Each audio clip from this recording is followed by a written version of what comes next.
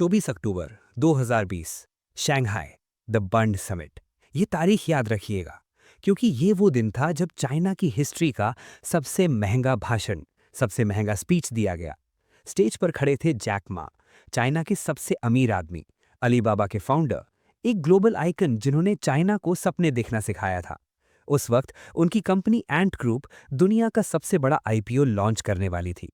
Valuation $300 billion से ज्यादा। ये हिस्ट्री बनने वाला था। जैक मा दुनिया के सबसे पावरफुल लोगों में से एक बनने वाले थे। लेकिन उस दिन जैक मा ने स्क्रिप्ट पढ़ने से मना कर दिया। उन्होंने वो किया जो चाइना में कोई नहीं करता। उन्होंने सिस्टम को चैलेंज किया। उन्होंने स्टेज से कहा, चाइना के बैंक्स गहवी की दुकान यानी पॉन शॉप्स की मेंटालिटी से चलते हैं। उन्होंने कहा, हम कल के फ्यूचर को बीते हुए कल के रूल्स से कंट्रोल नहीं कर सकते। उन्होंने रेगुलेटर्स के मुंह पर कहा कि वो बूढ़ों का क्लब है। ऑडियंस में सन्नाटा छा गया। कुछ लोग हंसे, लेकिन फ्रंट रो में बैठे रेगुलेटर्स के चेहरे पत्थर हो गए। जैक मा को लगा वो सच बोल रहे हैं, लेकिन बीजिंग ने सुना बगावत। सिर्फ 48 घंटे, सिर्फ 48 घंटे लगे किस्मत पलटने में। $37 बिलियन का आईपीओ जो दुनिया हिला देता, उसे कैंसिल कर दिया गया। और जैक मा, वो आदमी जो रोज न्यूज में रहता था, जो हर मैगजीन के कवर पर था, वो अचानक हवा में गायब हो गया। 3 महीने तक दुनिया पूछती रही, वेयर इज जैक मा? क्या वो जेल में है? क्या वो भाग गए? आज शून्य पॉडकास्ट पर हम खोलेंगे उस साइलेंस के पीछे की कहानी। हम डिकोड करेंगे जैक मा को, सिर्फ उनकी सक्सेस नहीं, बल्कि उनका डर, उनका जुनून और उनका वो फेटल फ्लॉ जो उन्हें ले डूबा। डंकन क्लार्क की किताब Alibaba the house that Jack Ma built और उनके असिस्टेंट चेन वेई की डायरीज के हवाले से हम देखेंगे कैसे एक लड़का जिसे केएफसी ने चिकन बेचने के लायक नहीं समझा, उसने अमेज़न को टक्कर दी। और कैसे the crocodile in the Yangtze ने भूल कर दी कि समुद्र में एक शार्क अभी भी बाकी है। कहानी शुरू होती है 1964 में, हांगजू, चाइना। ये वो वक्त था जब चाइना आज जैसा सुपर पावर नहीं था। चाइना गरीब था, आइसोलेटेड था और कल्चरल रेवोल्यूशन की आग में जल रहा था। मा यून, ये जैक का असली नाम है। एक ऐसे परिवार में पैदा हुए जो ट्रेडिशनल म्यूजिशियंस थे। उनके दादा दादी पिंगटैन परफॉर्मर्स थे। शायद वहीं से मा यून को बोलने की कला, the art of story telling, विरासत में मिली थी। मा यून बचपन से ही अलग थे। वो दिखने में हैंडसम नहीं थे। वो छोटे थे, पतले थे, उनका सर उनकी बॉडी के हिसाब से बड़ा था। लोग उनका मजाक उड़ाते थे। खुद जैक मा बाद में हंसते हुए कहते थे कि वो ईटी जैसे दिखते हैं। लेकिन इस छोटे से लड़के के अंदर एक आग थी जो हांगजू की ठंडी हवाओं में भी नहीं बुझी। उनका स्कूल में रिकॉर्ड खराब था, मैथ्स में वो डिजास्टर थे, लेकिन उन्हें एक चीज का जुनून सवार हुआ, इंग्लिश। 1972 में जब US president Richard Nixon China आए और हांगजू विजिट किया, तो अचानक चाइना में टूरिस्ट्स आने लगे। मायून को समझ आ गया कि अगर इस कुएं से बाहर निकलना है तो ये भाषा सीखनी होगी। सोचो, एक 12 साल का लड़का रोज सुबह 5 बजे उठता है। अंधेरे में, चाहे बारिश हो या बर्फ गिर रही हो, वो अपनी टूटी फूटी साइकिल उठाता है और 40 मिनट दूर हांगजू होटल जाता है। क्यों? ताकि वो वहां रुकने वाले विदेशी टूरिस्ट्स को फ्री में शहर घुमा सके। बदले में वो पैसे नहीं मांगता, वो सिर्फ एक चीज मांगता है, मुझसे इंग्लिश में बात करो। एक दिन नहीं, एक महीना नहीं, उसने ये 9 साल तक किया। 9 साल तक वो सुबह गाइड बना और दिन में स्टूडेंट। यही उसकी असली यूनिवर्सिटी थी। किताबों ने उसे नहीं सिखाया, उन टूरिस्ट्स ने सिखाया। वहीं एक अमेरिकन टूरिस्ट महिला ने कहा, माँ युन बोलना बहुत मुश्किल है, तुम्हारा नाम जैक होना चाहिए। और उस दिन माँ युन बन गए जैक मा। डंकन क्लार्क लिखते हैं कि ये वो ट्रेनिंग थी जिसने जैक को ग्लोबल थिंकर बनाया।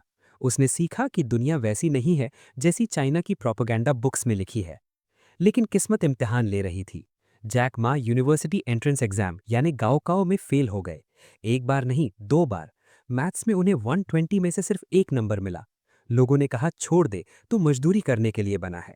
लेकिन जैक ने तीसरी बार एग्जाम दिया और मुश्किल से रोते धोते वो हांगजू टीचर इंस्टीट्यूट में सिलेक्ट हुए, जो उस वक्त का सबसे लोअर टीयर कॉलेज था। ग्रेजुएशन के बाद असली स्ट्रगल शुरू हुआ। 1988 का साल था। जैक मा ने जॉब ढूंढनी शुरू की। आज हम उन्हें बिलियनियर देखते हैं, लेकिन उस वक्त वो द मैन ऑफ 1000 रिजेक्शंस थे।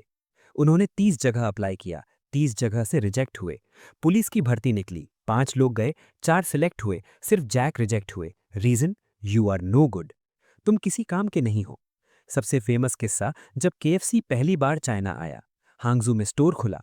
24 लोग इंटरव्यू देने गए, 23 लोग सिलेक्ट हो गए, सिर्फ एक आदमी रिजेक्ट हुआ, जैक मा। सोचो, वो आदमी आज पूरा केएफसी चेन खरीद सकता है, लेकिन उस दिन उसे काउंटर पर चिकन बेचने के लायक नहीं समझा गया। आखिर में वो इंग्लिश टीचर बने। सैलरी $12, सिर्फ $12। लेकिन वो खुश थे। चेन वी, जो उनकी स्टूडेंट थी और बाद में असिस्टेंट बनी, वो अपनी किताब में लिखती हैं कि जैक मा की क्लास में जादू था। वो सिलेबस नहीं पढ़ाते थे, वो सपने देखना सिखाते थे। वो स्टूडेंट्स को बताते थे कि कैसे हॉलीवुड मूवीज में हीरोज फाइट करते हैं। वो उन्हें फॉरेस्ट गंप की कहानी सुनाते थे। वो कहते थे, life is like a box of chocolates. लेकिन जैक मा की जिंदगी का टर्निंग पॉइंट तब आया जब वो चाइना से बाहर निकले, 1995 में। अमेरिका स्ट्रीट्स का साउंड, सायरन, हॉन्क और वो ठंडी डाउनटाउन रोड्स का शोर। मा यून को एक इंटरप्रेटर यानी अनुवादक के रूप में यूएसए भेजा गया, सियाटल, एक हाईवे कंस्ट्रक्शन प्रोजेक्ट का डिस्प्यूट सॉल्व करने के लिए। डंकन क्लार्क ने इस किस्से को बहुत डिटेल में लिखा है, जो अक्सर लोग मिस कर देते हैं। ये ट्रिप किसी बिजनेस मीटिंग जैसा नहीं था, ये किसी एक्शन मूवी जैसा था। जिस अमेरिकन बिजनेसमैन से मिलने जैक गए थे, वो आदमी फ्रॉड था। उसने जैक को मैलिबू में एक मैंशन में बंद कर दिया। उसने जैक को धमकाया, शायद गन पॉइंट पर रखा और कहा कि वो एक झूठे कॉन्ट्रैक्ट पर साइन करे। जैकमा वहां से किसी तरह बचकर भागे। वो डर के मारे सियाटल में अपने दोस्त स्टुअर्ट ट्रस्टी के घर पहुंचे। वहां उस छोटे से अपार्टमेंट में जैक मा ने पहली बार वो चीज देखी जिसने उनकी दुनिया बदल दी, एक कंप्यूटर और इंटरनेट। जैक ने पहली बार कीबोर्ड छुआ। वो डर रहे थे। उन्होंने दोस्त से पूछा, क्या मैं इसे टच करूंगा तो ये खराब तो नहीं हो जाएगा? दोस्त ने कहा, नहीं जैक, टाइप करो। जैक ने टाइप किया, बेयर। स्क्रीन पर रिजल्ट्स आए, American bear, Japanese bear, German bear. Jack ने ढूंढा चाइनीज बेयर। रिजल्ट आया, नो डेटा। जैक को शॉक लगा। दुनिया का सबसे बड़ा देश चाइना इंटरनेट पर एग्जिस्ट ही नहीं करता। उन्होंने फिर टाइप किया, चाइना। रिजल्ट आया, नो डेटा। उसी पल सियाटल के उस कमरे में जैक मा को अपना मिशन मिल गया। उन्होंने सोचा कि अगर मैं चाइना को स्क्रीन पर ला सकूं तो मैं हिस्ट्री बदल सकता हूं। उन्होंने वहीं पर एक सिंपल सा पेज बनाया, अपनी ट्रांसलेशन एजेंसी का एड। सुबह तक उन्हें 5 ईमेल्स आ गए। जैक मा हैरान थे। ये ईमेल्स दुनिया भर से थे। ये इंटरनेट काम करता था। वो वापस चाइना आए, अपने दोस्तों को बुलाया। उन्होंने कहा, हम इंटरनेट कंपनी शुरू करेंगे। लोगों ने कहा, जैक तुम पागल हो गए हो। इंटरनेट महंगा है, कंप्यूटर महंगा है, इंटरनेट स्लो है और चाइना में ये कभी नहीं चलेगा। लेकिन जैक ने हार नहीं मानी। उन्होंने शुरू किया चाइना पेजेस। ये चाइना का पहला इंटरनेट स्टार्टअप था, लेकिन ये बुरी तरह फेल हुआ। क्यों? क्योंकि ब्यूरोक्रेसी। जैक मा को इंटरनेट कनेक्शन लेने के लिए महीनों तक सरकारी ऑफिस के चक्कर काटने पड़े। जब उन्होंने मैप्स ऑनलाइन डाले तो गवर्नमेंट ने कहा ये सीक्रेट डेटा है। एक बार तो उन्हें बीजिंग टेलीकॉम के ऑफिशियल्स ने फोर्स किया कि वो उनके साथ जॉइंट वेंचर करें। उस जॉइंट वेंचर में जैक की आवाज दबा दी गई। उन्हें फील हुआ कि वो एक हाथी यानी गवर्नमेंट कंपनी के साथ चल रहे हैं और हाथी कभी भी उन्हें कुचल सकता है। जैक मा वो कंपनी छोड़कर निकल गए, खाली हाथ। लेकिन उनका दिमाग खाली नहीं था। उन्हें अब समझ आ गया था कि B2C यानी बिजनेस टू कंज्यूमर अभी चाइना में नहीं चलेगा, क्योंकि लोग ऑनलाइन शॉपिंग पर भरोसा नहीं करते। लेकिन B2B, business to business, China world का फैक्ट्री बन रहा था। छोटे मैन्युफैक्चरर्स को अपने प्रोडक्ट्स दुनिया को बेचने थे। यहीं से जन्म हुआ अलीबाबा का। साल 1999, हांगजू। जैक मा का छोटा सा अपार्टमेंट हुपान गार्डन में। जैक मा ने अपने 17 दोस्तों, स्टूडेंट्स और कुलीग्स को बुलाया। ये वो लोग हैं जिन्हें आज अलीबाबा की हिस्ट्री में द 18 अरहंट्स यानी 18 लोहान कहा जाता है। जैक मा बीच में खड़े थे। वो वीडियो रिकॉर्डिंग कर रहे थे, क्योंकि वो जानते थे ये मोमेंट हिस्टोरिक होगा। उन्होंने 2 घंटे तक स्पीच दी। उन्होंने कहा, हम एक ऐसी कंपनी बनाएंगे जो 102 साल तक चलेगी। 102 साल क्यों? ताकि वो कंपनी 3 सदियां देख सके। 20th सेंचुरी में शुरू हुई, 21st पूरी देखेगी और 22nd सेंचुरी में एंटर करेगी। उन्होंने कहा, हमारा दुश्मन चाइना की कंपनीज नहीं है, हमारा दुश्मन सिलिकॉन वैली है। हमारे दिमाग उनसे तेज हैं, हम मेहनत उनसे ज़्यादा कर सकते हैं। उन्होंने कहा, अमेरिकन वेबसाइट्स वेल हैं, बड़ी और पावरफुल, लेकिन हम क्रोकोडाइल हैं। अगर हम समुद्र में लड़ें तो वेल जीतेगी, लेकिन अगर हम यांगजी रिवर में लड़ें तो क्रोकोडाइल जीतेगा। सब ने अपनी सेविंग्स निकाली। किसी ने बिस्तर के नीचे से पैसे निकाले, किसी ने रिश्तेदारों से उधार लिया। टोटल $60,000 इकट्ठा हुआ। कंपनी का नाम क्या रखा जाए? जैक मा चाहते थे एक ऐसा नाम जो ग्लोबल हो, जिसे इंडिया का आदमी भी समझे, अमेरिका का भी और चाइना का भी। वो सैन फ्रांसिस्को में एक कॉफी शॉप में बैठे थे। उन्होंने वेट्रेस से पूछा, तुम अलीबाबा के बारे में क्या जानती हो? वेट्रेस ने कहा, ओपन सेसमी, खुल जा सिमसिम। जैक ने सोचा, यही है, ये नाम यूनिवर्सल है, ये खजाने का दरवाजा खोलता है और हमारा काम भी यही है, छोटे बिजनेसेस के लिए ग्लोबल मार्केट का दरवाजा खोलना। वेबसाइट लॉन्च हुई। https://www.google.com/search q=alibaba.com। लेकिन शुरुआत किसी फेरी टेल जैसी नहीं थी। महीनों तक कोई रेवेन्यू नहीं था, ऑफिस उसी अपार्टमेंट में था, कूड़ा वहीं पड़ा रहता था, 18 लोग वहीं सोते थे, वहीं खाते थे, वहीं कोड करते थे। लोग उन्हें पागल कहते थे, इन्वेस्टर्स उन्हें रिजेक्ट कर रहे थे। अक्टूबर 1999 में जैक मा को लगा कि कंपनी बंद करनी पड़ेगी, पैसे खत्म हो रहे थे। तभी एंट्री हुई एक आदमी की जो जैक मा का सबसे बड़ा सपोर्टर बना, मासायोशी सॉन, सॉफ्ट बैंक के फाउंडर। ये मीटिंग लेजेंडरी है। जैक मा बीजिंग गए मासायोशी सॉन से मिलने। वहां पहले से बड़े बड़े एंटरप्रेन्योर्स लाइन लगाकर खड़े थे। सबके पास फैंसी बिजनेस प्लान्स थे, पावर पॉइंट प्रेजेंटेशंस थी। जैक मा के पास कुछ नहीं था, सिर्फ उनका विजन था। जैक मा को बोलने के लिए 1 घंटा दिया गया था, लेकिन मासायोशी सॉन ने उन्हें सिर्फ 6 मिनट बाद रोक दिया। सिर्फ 6 मिनट। मासायोशी सॉन ने जैक की आंखों में देखा और कहा, आई विल इन्वेस्ट। तुम्हारे अंदर मुझे वो एनिमल स्मेल आती है, वही पागलपन, वही भूख जो मुझे याहू के जेरी यांग में दिखी थी। सॉन ने पूछा, कितना पैसा चाहिए? जैक ने कहा, मुझे पैसा नहीं चाहिए, मैं अभी ठीक हूं। ये जैक की नेगोशिएशन टैक्टिक थी। सॉन ने फोर्स किया और $20 मिलियन इन्वेस्ट किए। ये $20 मिलियन अलीबाबा के लिए ऑक्सीजन थे, क्योंकि इसके तुरंत बाद .com बबल फट गया। दुनिया भर की इंटरनेट कंपनीज डूब गईं, लेकिन अलीबाबा बच गया, क्योंकि उनके पास सॉफ्ट बैंक का कैश था। जैक मा ने बाद में कहा, winter is coming but we have warm clothes. लेकिन दोस्तों, अलीबाबा अभी सिर्फ जिंदा बचा था, जीता नहीं था। असली लड़ाई अभी बाकी थी। 2003 में एक नया दुश्मन चाइना में घुसा, एक ऐसा दुश्मन जो दुनिया जीत चुका था, ईबे। ईबे ने चाइना के मार्केट लीडर ईचनेट को खरीद लिया था। ईबे के पास बिलियंस ऑफ डॉलर्स थे, टेक्नोलॉजी थी और ब्रांड था। जैक मा जानते थे कि अगर ईबे जीत गया तो वो अलीबाबा के B2B बिजनेस को भी खा जाएगा। तो जैक ने वही किया जो एक क्रोकोडाइल करता है, गुरिल्ला वॉर। उन्होंने एक सीक्रेट प्रोजेक्ट लॉन्च किया, अपने अपार्टमेंट में 60 डेवलपर्स को लॉक कर दिया। उन्होंने कहा, हमें एक C2C साइट बनानी है जो ईबे को टक्कर दे। इस प्रोजेक्ट का नाम था ताओबाओ, मतलब सर्चिंग फॉर ट्रेजर। स्ट्रैटेजी देखिए, ये मास्टरमाइंड मूव था। ईबे का बिजनेस मॉडल था लिस्टिंग फी, मतलब अगर आपको अपना सामान बेचना है तो ईबे को पहले फीस देनी पड़ेगी। जैक मा ने अनाउंस किया, ताओबाओ अगले 3 साल तक सेलर से कोई पैसा नहीं लेगा, फ्री। ईबे ने कहा, ये पागल है, free is not a business model. EBay की सीईओ मैग विटमिन ने प्रेस में कहा कि ताओबाओ जिंदा नहीं बचेगा।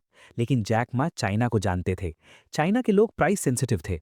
धीरे धीरे सारे सेलर्स ईबे छोड़कर ताओबाओ पर आने लगे। ईबे ने पैनिक किया, उन्होंने चाइना के मेजर टीवी चैनल्स पर एड्स बुक कर लिए। उन्होंने एक्सक्लूसिव कॉन्ट्रैक्ट साइन किए कि ताओबाओ टीवी पर एड नहीं दिखा सकता। जैक मा हंसे और उन्होंने कहा, ठीक है, टीवी तुम्हारा, इंटरनेट मेरा। उन्होंने सारे छोटे वेबसाइट्स पर एड्स चलाए। 2005 आते आते ईबे का मार्केट शेयर 85% से गिरकर 7% पर आ गया। ताओबाओ का शेयर 7% से बढ़कर 90% हो गया। 2006 में ईबे चाइना छोड़कर भाग गया। डेविड ने गुलायत को हरा दिया था। The crocodile in the Yangtze ने ओशन की शाख को खा लिया था। लेकिन ताओबाओ की सक्सेस ने एक नई प्रॉब्लम खड़ी कर दी। लोग ऑनलाइन सामान देख रहे थे, लेकिन खरीद नहीं रहे थे। क्यों? ट्रस्ट। चाइना में ट्रस्ट डेफिसिट था। बायर सोचता था, मैंने पैसे भेज दिए और सेलर ने माल नहीं भेजा तो। सेलर सोचता था, मैंने माल भेज दिया और बायर ने पैसे नहीं दिए तो। कोई क्रेडिट कार्ड नहीं थे, कोई ऑनलाइन बैंकिंग नहीं थी। जैक मा ने कहा, मैं ये रिस्क लूंगा। उन्होंने बनाया अलीपे, दुनिया का पहला escrow based payment system. Concept simple था, बायर पैसा अलीपे को देगा, अलीपे पैसे होल्ड करेगा, सेलर माल भेजेगा। जब बायर बोलेगा हाँ माल मिल गया और सही है, तब अलीपे सेलर को पैसा रिलीज करेगा। ये आइडिया इतना सिंपल था, लेकिन इसने चाइना की पूरी इकोनॉमी बदल दी। आज अलीपे दुनिया का सबसे बड़ा मोबाइल पेमेंट प्लेटफॉर्म है, पेपाल से भी बड़ा। इसी तरह जैक मा ने तीसरा पिलर खड़ा किया, लॉजिस्टिक्स, काइनियाओ। उन्होंने देखा कि डिलीवरी स्लो है। उन्होंने खुद के ट्रक्स नहीं खरीदे, उन्होंने डेटा का यूज किया। उन्होंने चाइना की हजारों कुरियर कंपनीज को एक सॉफ्टवेयर से जोड़ दिया।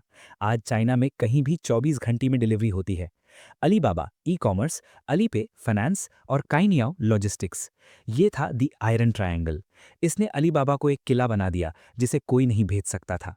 2014 में न्यूयॉर्क स्टॉक एक्सचेंज अलीबाबा का आईपीओ आया, $25 billion.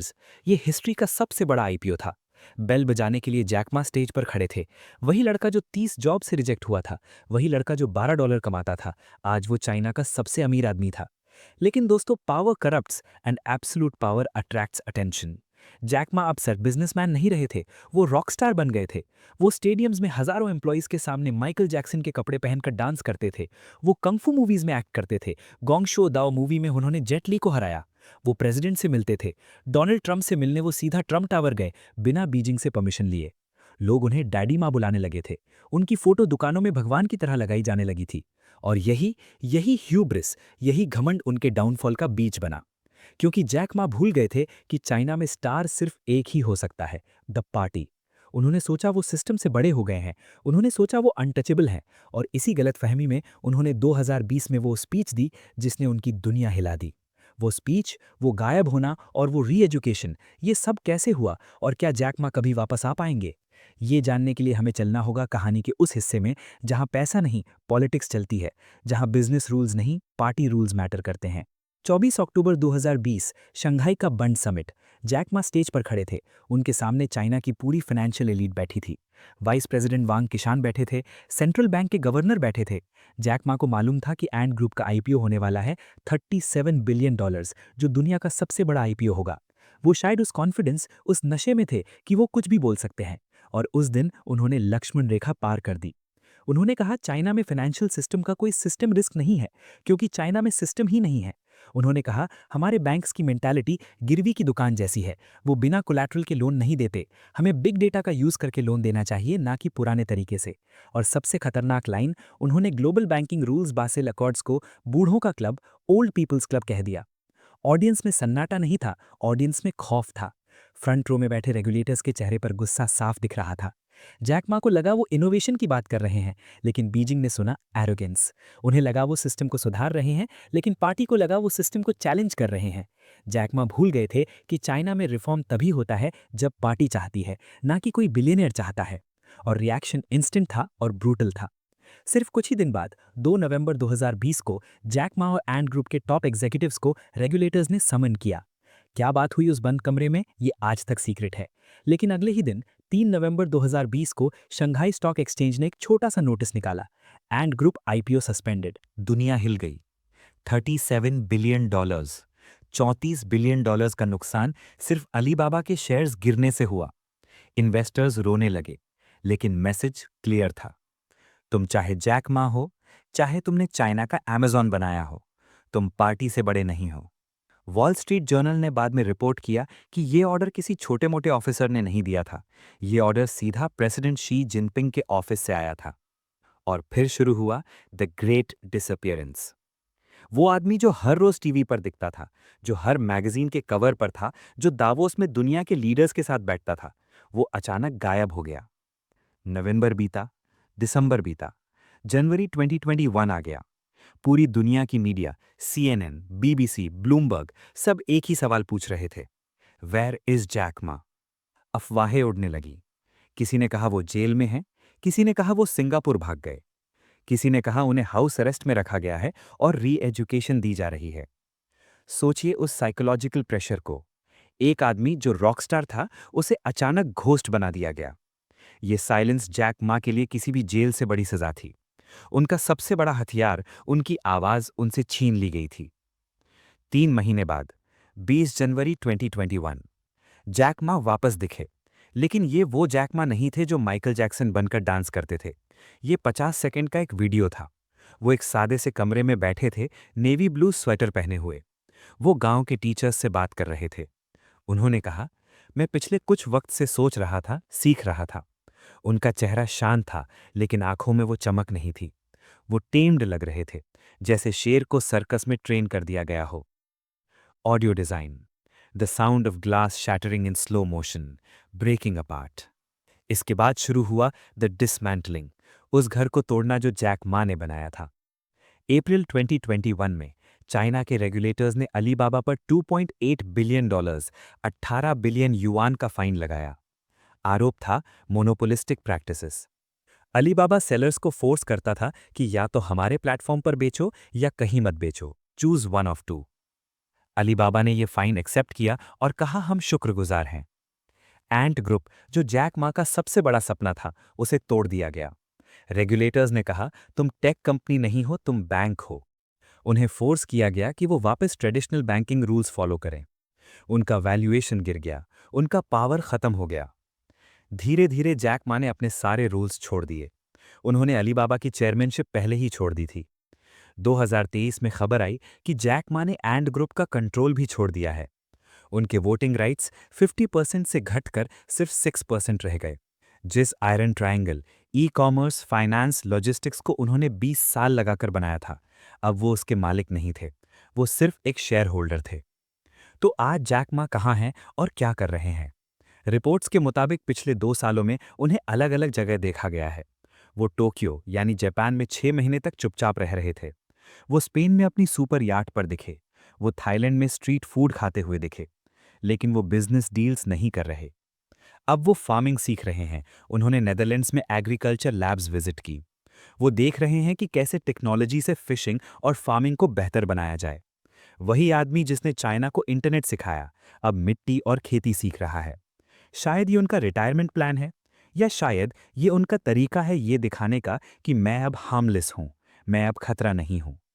Audio design. A melancholic piano melody please, soft, reflective and ending. Jack Ma की ये कहानी हमें क्या सिखाती है?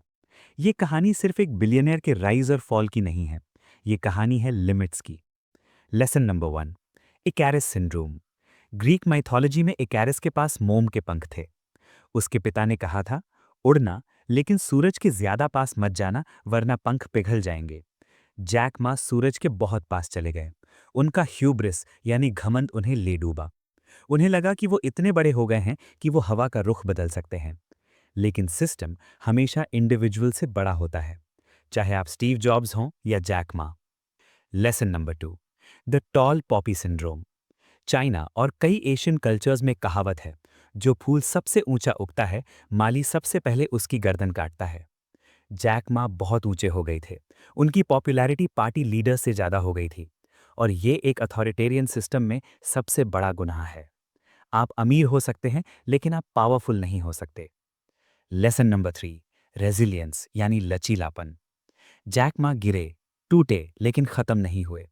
उन्होंने अडेप्ट किया। जब उन्हें चुप रहने को कहा गया, वो चुप हो गए। जब उन्हें पावर छोड़ने को कहा गया, उन्होंने पावर छोड़ दी। जिंदा रहने के लिए कभी कभी झुकना पड़ता है। आज अलीबाबा आज भी खड़ा है। एंड ग्रुप आज भी चल रहा है, लेकिन वो मैजिक गायब है। वो पागलपन, वो जुनून जो जैक मा स्टेज पर लाते थे, वो अब चाइना के टेक सेक्टर में नहीं दिखता। नए एंटरप्रेन्योर्स अब जैक मा नहीं बनना चाहते, वो अब लो प्रोफाइल रहना चाहते हैं।